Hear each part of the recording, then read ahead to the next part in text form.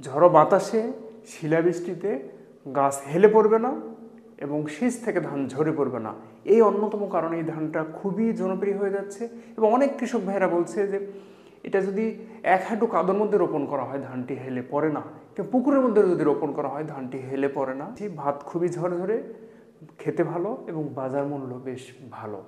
আসসালামু আলাইকুম সম্মানিত দর্শক শ্রোতা ও কৃষক ভাইরা, আমি মোহাম্মদ আতিকুর রহমান, উপসহকারী কৃষি কর্মকর্তা। আজকে বোরো ধানের একটা বিশেষ জাত এবং তার জাত বৈশিষ্ট্য নিয়ে আলোচনা করব। বোরো ধান মূলত আমরা সচরাচর যেহেতু শীতের সময় রোপণ করি এবং এটা ধান কাটা হয় একটা প্রাকৃতিক দুর্যোগের সময়, বিশেষ করে মে মাস জুন মাসে ধান কাটা হয় বা কর্তন করা হয়। এই সময় সবচেয়ে বেশি ঝড় বা শিলাবৃষ্টি হয়ে থাকে এই বোরো মৌসুমে। এখন যে কোনো জাত আমরা মাঠে রোপণ করলে এই শিলাবৃষ্টি বা প্রাকৃতিক দুর্যোগের মধ্যে পড়ে গেলে আমরা ব্যাপক ক্ষতির সম্মুখীন হয়ে যাই। এরকম এমন একটি জাত যা দিন দিন বৃদ্ধি পাচ্ছে, ঝড়েও হেলে পড়বে না, শিলাবৃষ্টিতে সহজে শীষ থেকে ধান খুলে পড়বে না, এমন একটি জাত হচ্ছে রড জিরা বা রড মিনিকেট।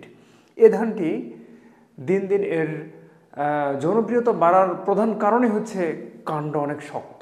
রড নামের অর্থই এখানে শক্ত বহন করে আসছে, অর্থাৎ প্রচলিত যে জিরা জাত উত্তরবঙ্গের বিশেষ করে নওগাঁ এলাকার জিরা ধান চাষ করা হয়, এই জিরার মতোই সেম জাত হচ্ছে রড জিরা বা রড মিনিকেট।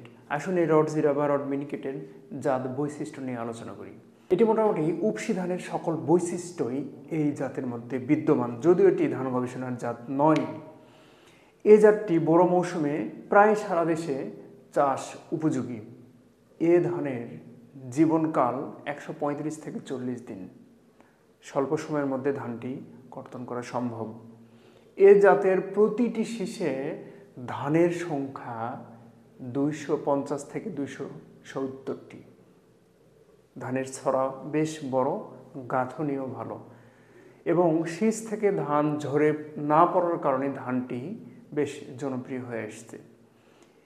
এই ধানটি যেহেতু গবেষণার ধান নয়, এজন্য এটার অ্যামাইলেজ আমাদের জানা নেই, কিন্তু ভাত খুবই ঝরঝরে, আমি নিজে খেয়েছি, খেতে ভালো এবং বাজার মূল্য বেশ ভালো।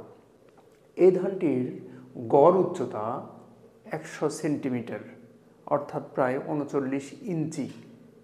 এই ধানটি চাল চিকন এবং সাদা হওয়ার কারণে চাল এবং ধানের বাজার দর বেশ ভালো।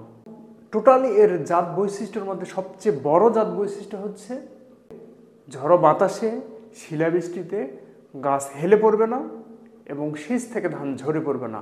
এই অন্যতম কারণে এই ধানটা খুবই জনপ্রিয় হয়ে যাচ্ছে এবং অনেক কৃষক ভাইয়েরা বলছে যে এটা যদি এক হাঁটু কাদর মধ্যে রোপণ করা হয় ধানটি হেলে পড়ে না, কিন্তু পুকুরের মধ্যে যদি রোপণ করা হয় ধানটি হেলে পড়ে না বা নুয়ে পড়ে না। সুতরাং এই ধানটি আগামীতে ব্যাপক পরিমাণে সাড়া ফেলতে পারে বলে কৃষক ভাইরা মনে করছেন।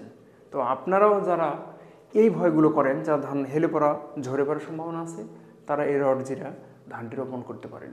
আসলে এর গড় ফলনটা জেনে নেই। এই ধানের গড় ফলন গত মৌসুমে প্র্যাকটিক্যালে মাঠে পেয়েছি 30 থেকে 33 মণ প্রতি 33 শতকে। মানে চমৎকার একটা ফলন। যেমন চমৎকার ফলন, তেমন বাজার মূল্য ভালো, তেমন কাণ্ড শক্ত, সহজে হেলে পড়ে না। সুতরাং এই রড জিরা বা রড মিনিকেট বোরো মৌসুমে অনায়াসে রোপণ করতে পারি। ধন্যবাদ সকল কৃষক ভাইদেরকে। আসসালামু আলাইকুম।